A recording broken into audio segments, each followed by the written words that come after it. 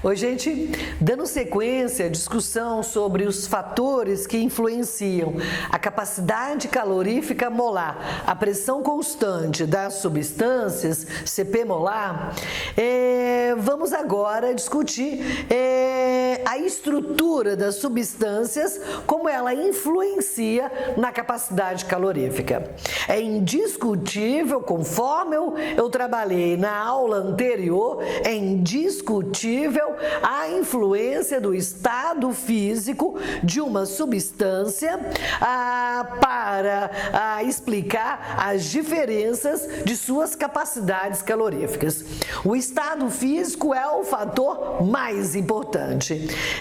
Mas agora, se eu considerar substâncias com o mesmo estado físico, que outros fatores influenciam a capacidade que um mol de uma substância química tem para armazenar a energia transferida sob a forma de calor a pressão constante.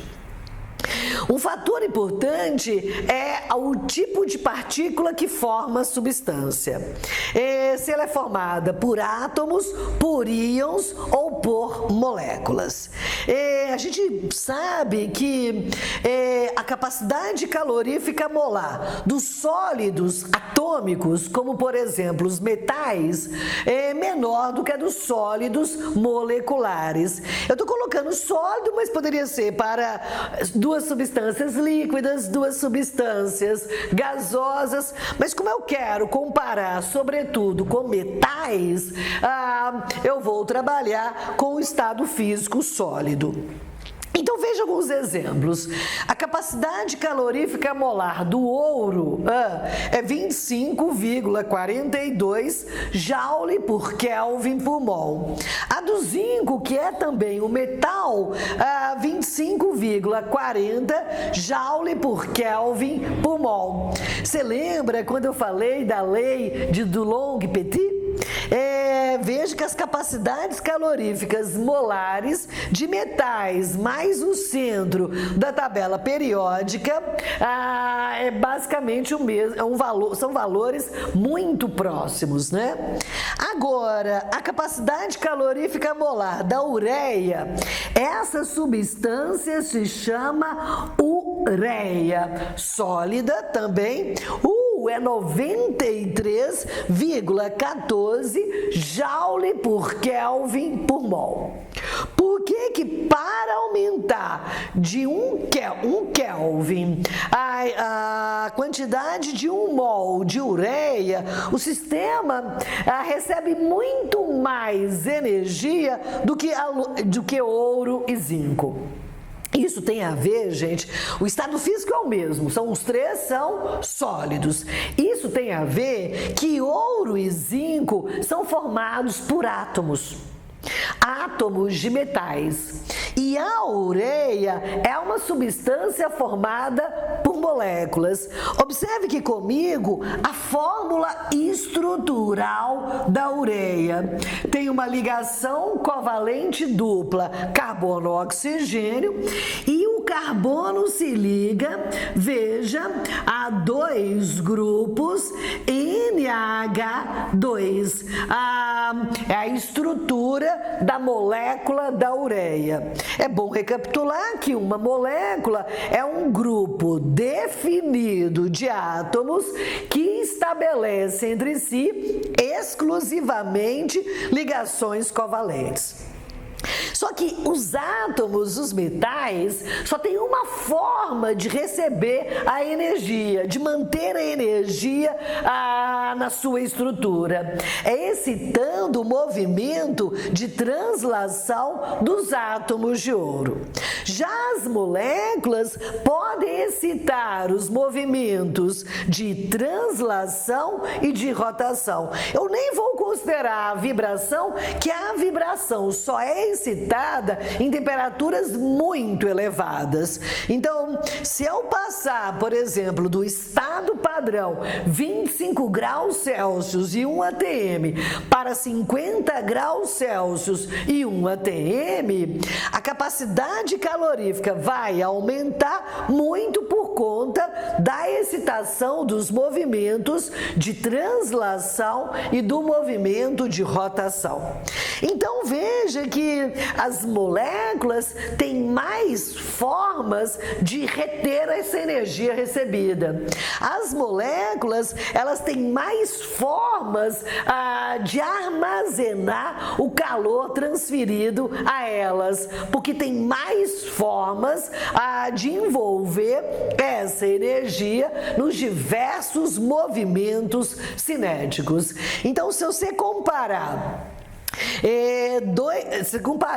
dois sólidos, um metálico e outro molecular, e as massas molares não são tão discrepantes assim, eu posso dizer que o sólido molecular, que a ureia é um sólido molecular, enquanto ouro e zinco são sólidos metálicos. Então, quando se compara essa substância, a ureia molecular, sua capacidade para armazenar energia é maior do que da substância dos sólidos metálicos. Você vê que o ouro tem uma massa molar de 197 gramas por mol. A massa molar da ureia é 60 gramas por mol. Quer dizer, um átomo de ouro é muito mais pesado do que uma molécula de ureia, mas mesmo assim, isso é um incremento na capacidade para armazenar energia pelo movimento de rotação que a molécula de ureia tem e o átomo de ouro não tem. Então, além do estado físico, influencia seriamente a capacidade calorífica molar ao tipo de partícula formadora. Se eu comparar átomos, substâncias atômicas como sólidos metálicos e iônicas como sólidos iônicos, eles terão menor capacidades caloríficas molares do que os sólidos moleculares, porque as moléculas têm mais formas de movimento e por isso podem excitar mais movimentos e com isso garantir maior retenção da energia no sistema. Então, eu posso dizer que se eu aliar a ideia de isolante elétrico, de isolante térmico e de condutor térmico, eu então chego à conclusão que os sólidos metálicos, como têm uma capacidade calorífica mais baixa, eles tendem então a conduzir mais o calor do que os sólidos moleculares. Então, os sólidos moleculares, eles são piores condutores térmicos do que os sólidos atômicos e metálicos. Então, quanto maior a capacidade calorífica molar do material, consequentemente, menor é a sua capacidade para a condução do calor. Um outro fator que também influencia a capacidade calorífica molar das substâncias, e agora moleculares, veja, é a complexidade molecular. Veja que aqui eu estou considerando duas substâncias moleculares. A água, veja, a substância molecular líquida, e a H2, O2 é o peróxido de hidrogênio, que a gente chama comumente de água oxigenada. Veja que pela presença de um átomo a mais na molécula, a molécula de peróxido de hidrogênio, ela é mais complexa. Então, se ela é mais complexa, o que significa uma maior complexidade? Maior número de átomos. Se ela é mais complexa, significa que, nesse caso, a sua rotação armazena mais energia. Então, excitar a rotação da molécula do peróxido de hidrogênio vai exigir uma absorção de uma quantidade de energia maior do que excitar a rotação, por exemplo, da molécula de água. Então, quanto mais complexa for a molécula, vamos considerar o mesmo estado físico. Olha, você vê um átomo de hidrogênio a mais. Olha como que aumentou a capacidade calorífica molar da água para o peróxido de hidrogênio. Se eu analisar esse bloco aqui, veja, eu tenho nitrogênio, N-tripla-N, veja só, uma molécula linear. Eu tenho esse aqui, se chama óxido nitroso, ele também é conhecido com o nome de gás hilariante. O óxido nitroso, ele é até utilizado como anestésico geral em hospitais, mas de curta duração. O óxido nitroso é o nitro que é introduzido no cilindro de combustão de carros esportivos para aumentar o desempenho, né, a compressão. Então é o óxido nitroso, e nesse caso a estrutura dele vai ser N-tripla-N, e o nitrogênio faz uma ligação covalente coordenada. Então você vê que a molécula aumentou um átomo de oxigênio, veja, aumentou a capacidade para o armazenamento de energia. A translação é um movimento que não é quantizado, quer dizer, qualquer transferência de energia excita o movimento de translação de uma molécula, de uma partícula. Mas a rotação é um movimento quantizado, de energia quantizada.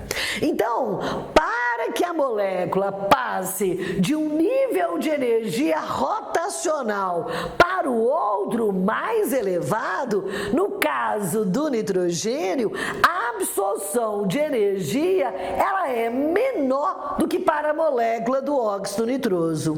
Então, se eu tiver o mesmo número de moléculas de óxido nitroso e de nitrogênio e receberem uma mesma quantidade de energia, as moléculas do óxido nitroso manterão uma maior quantidade de energia envolvida nos movimentos, sobretudo de translação e de rotação.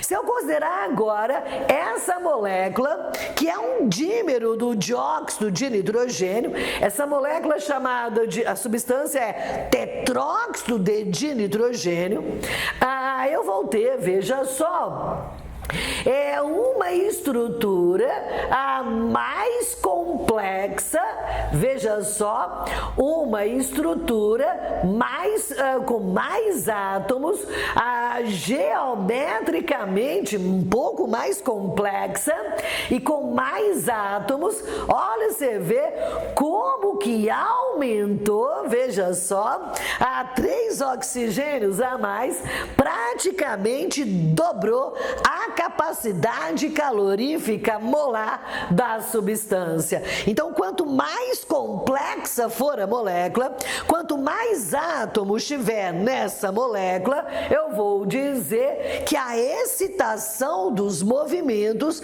vai incorporar cada vez mais energia. Então, aumenta significativamente a capacidade para armazenar energia. Agora, se eu considerar o pentóxido de dinidrogênio, veja que eu terei, nesse caso, você vê que vai ser um átomo de oxigênio a mais. Veja que, nesse caso, a capacidade calorífica aumentou, veja, ainda mais. Você vai ter mais átomos presentes na molécula. Eu posso dizer que, se eu pensar em movimento de rotação, essa molécula vai se comportar como rotor de um momento de inércia maior, então mais energia vai ter que ser aplicada para que ela aumente o seu nível de energia rotacional quantizado. Então, isso, você vê que eu tive o cuidado de considerar o mesmo estado físico, né? Porque essa complexidade molecular influencia quando a gente trabalha com substâncias no mesmo estado físico. Então, aumenta a complexidade molecular, considerando o mesmo estado físico, aumenta a capacidade calorífica molar das substâncias. Um outro fator que também contribui para explicar as diferenças entre as capacidades caloríficas das substâncias no caso de substâncias moleculares, é a geometria da molécula. Eu posso dizer que a capacidade calorífica de sistemas formado por espécies lineares é menor do que as dos sistemas formados por espécies químicas não lineares. Eu peguei aqui dois exemplos, porque eu vou te explicar. São dois gases e as massas molares são iguais. A massa molar do gás carbônico é 44 gramas por mol e a do propano é 44 gramas por mol. Isso para aproximar muito as características para discutir que o fator preponderante para explicar essa grande diferença de capacidade calorífica é sim a geometria da molécula. Veja que no caso do gás carbônico a gente vai ter C dupla O, veja, dupla O. Então a molécula de gás carbônico, ela é uma molécula linear. Então eu posso dizer que essa molécula ela tem 3 graus de liberdade de translação, veja, que contribui para o armazenamento de energia.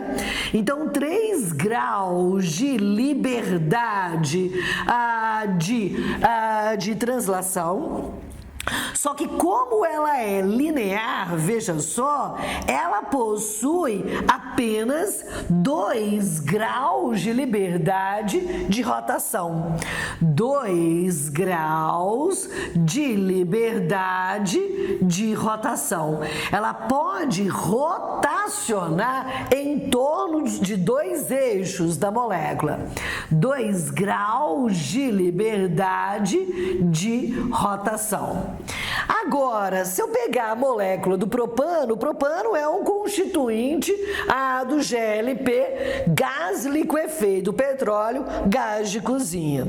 Se eu pegar o propano, os carbonos do propano são átomos de carbono tetraédrico. Então, eu vou ter CH3, veja, CH2, CH2, eu vou ter CH3. Você veja que ângulos e ligações não estão no mesmo plano.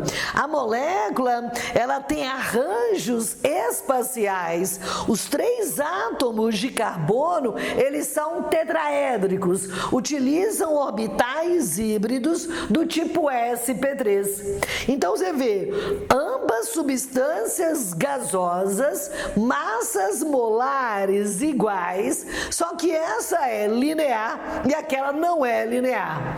Ela tem vários arranjos, são vários tetraedros regulares juntos. Então, nesse caso, essa molécula, ela tem 3 graus de liberdade. Veja só, do movimento de translação, né?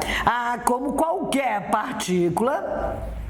E nesse caso, ela terá 3 graus de liberdade do movimento de rotação. Ela pode, 3 graus de liberdade de rotação, quer dizer, ela pode rotacionar em torno de 3 eixos. Veja, gente, como um grau de liberdade a mais do movimento de rotação permite que as moléculas do propano armazenem mais energia do que as moléculas de mesma massa do gás carbônico. Então você vê que essa história da geometria, né, da molécula ser linear ou não linear, contribui muito para explicar a diferença entre as capacidades caloríficas molares de substâncias no mesmo estado físico e veja, com a mesma massa molar. Eu não poderia pegar massas molares muito diferentes, porque aí a geometria talvez não faria tanta diferença. Vamos pensar num caso mais sutil ainda. Quando os compostos eles são isômeros. Vamos pensar num caso, isomeria é uma propriedade que compostos orgânicos possuem de serem diferentes, de terem propriedades diferentes, mas terem a mesma fórmula molecular. Vamos pensar nesse caso aqui, que eu tenho 2 isômeros geométricos, o cis-but-2-eno e o trans-but-2-eno. Vamos colocar as estruturas. But-2-eno é CH3, CH dupla, CH, CH3. Quando na molécula tem carbono dupla carbono, ela pode se apresentar espacialmente diferente, de uma maneira diferente. Isso é porque a ligação covalente dupla, ela impede a livre rotação desses átomos de carbono. Então, eu posso ter essa disposição espacial dos grupos ligados ao carbono, e esse é o isômero cis, então esse é o cis-but-2-eno, e se eu tiver esta conformação, veja só, que eu tenho em planos diferentes, os grupos iguais, então esse é o isômero trans. A gente diz que são isômeros porque eles têm a mesma fórmula molecular, mas têm propriedades químicas diferentes e propriedades físicas também. Veja então que a prova disso é que a capacidade calorífica molar do isômero trans é maior do que do isômero cis. Se você pensar que esses dois compostos compostos estão no mesmo estado físico, eles são formados por moléculas. As moléculas têm fórmulas estruturais iguais. O que muda apenas é a disposição espacial dos elétrons. Essa diferença, para mim, é uma diferença muito grande, porque são compostos muito parecidos. O que muda é a disposição desses grupos em relação aos carbonos trigonais. Então, isso leva a acreditar que o isômero trans, que tem uma simetria eletrônica maior, ele tem maior capacidade para armazenar energia sob a forma de movimentos de suas moléculas do que o isômero cis. Então, isso leva a acreditar, veja só, que a disposição espacial mais homogênea favorece uma maior retenção de energia do que uma disposição mais heterogênea da densidade eletrônica. Se traçarmos um plano aqui e um plano aqui, essa molécula é plana, esses carbonos são carbonos trigonais. Veja que o hidrogênio tem um elétron, esse hidrogênio tem um elétron, o carbono tem 6 e o hidrogênio tem 1, então aqui vão dar 9 elétrons, aqui 9 elétrons, aqui um eletrinho, aqui 9 elétrons, aqui 9 elétrons, aqui um eletrinho. Então veja que na forma cis há uma maior densidade eletrônica em um dos planos da molécula.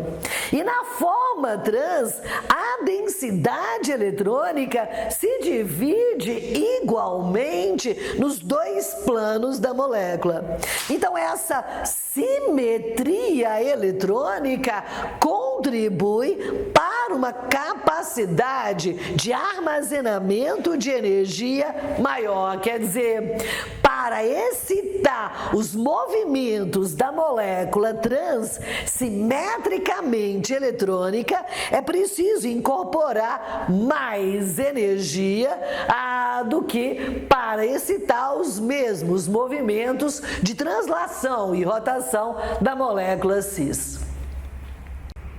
E quando consideramos os alótropos, o que são alótropos? Alótropos são substâncias simples diferentes do mesmo elemento químico. Os elementos mais importantes que sofrem o fenômeno da alotropia é o carbono, o enxofre, o fósforo e o oxigênio. Por exemplo, quando você fala em enxofre, tem duas formas de enxofre, o rômbico e o monoclínico. Essas duas formas de enxofre são formadas por moléculas S8. Veja que nos dois casos são formados por moléculas, as moléculas são iguais, cada molécula de enxofre rômbico e de enxofre monoclínico é formada por 8 átomos de enxofre e é uma molécula cíclica que tem uma disposição dos átomos parecendo uma coroinha de rei.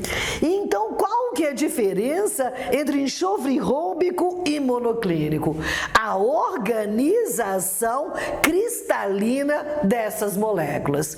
Esse nome rômbico e monoclínico fazem referência ao tipo de organização.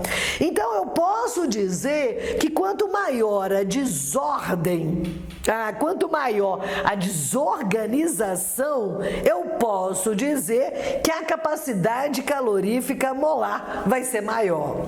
Essa organização das moléculas S8 na forma monoclínica A desorganização é maior do que na forma rômbica. Então, por isso que eu posso dizer que a capacidade calorífica molar é maior do enxofre monoclínico do que o enxofre rômbico. Quando nós discutimos o módulo X3, nós já vimos relacionado a desordem com a capacidade calorífica.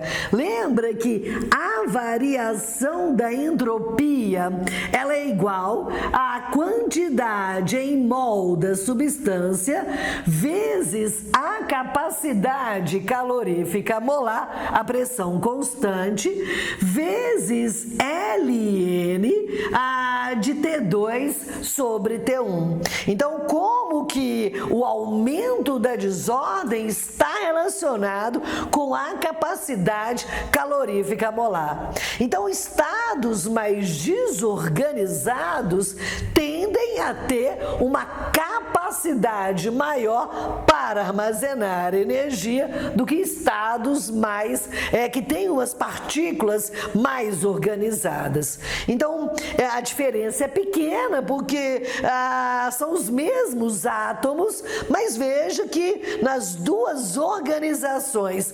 moleculares, a capacidade calorífica da forma que tem uma desordem um pouquinho maior é maior. Se eu analisar um outro exemplo, que é o carbono grafite e o carbono diamante. São alótropos do carbono e ambas as formas são formadas por átomos. Eu digo que são substâncias covalentes, ao contrário dos enxofres, que são substâncias moleculares. Só que você vê que a desordem do carbono diamante, ela é menor do que do carbono grafite. Você vê que o ponto de fusão do carbono diamante é maior do que o carbono grafite. Então, uma desordem maior dos átomos de carbono do grafite acaba promovendo uma capacidade calorífica molar maior. Por que uma maior desordem implica numa maior capacidade para armazenar energia? Porque a energia, quando ela é armazenada no sistema, ela é armazenada sob a forma de energia cinética. E se ela é armazenada sob a forma de energia cinética, ocorre excitação dos movimentos das partículas. Com uma desordem maior, a liberdade de movimento é maior e, por isso, o aumento da energia cinética das partículas é maior. Então, com isso, nós descrevemos os principais fatores que afetam as capacidades caloríficas molares das substâncias mantidas à pressão constante.